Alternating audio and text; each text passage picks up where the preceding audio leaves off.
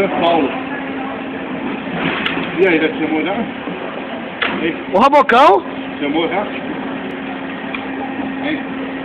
Zoado, hein, bicho? Ô, você vai lá no escadinha lá?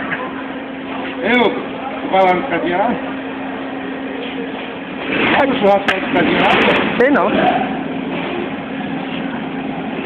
Seu Bocão, o cara que foi o primeiro. O que acontece se você quebrar esse capacete aqui? Tem noção? Tem noção? Aê, Bocão, agora o vídeo vai valer dinheiro, hein?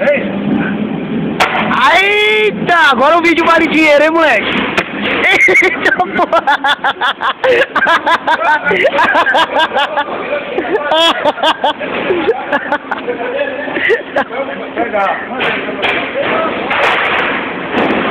Suado! Olha o cara que pensa que é chefe ali dentro. Lixo. Nossa, dentro na cabeça.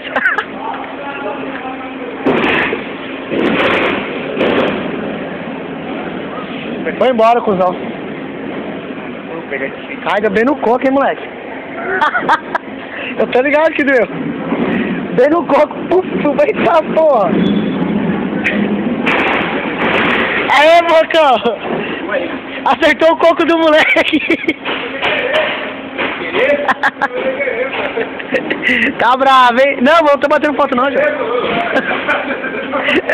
Ele ficou oprimido, olha lá. Mas a molecada, olha só. Não vai ter, velho. Eu tava brincando aqui. Você tá fazendo, eu tava colocando a capacete na cabeça também. Porra. Ai, caralho.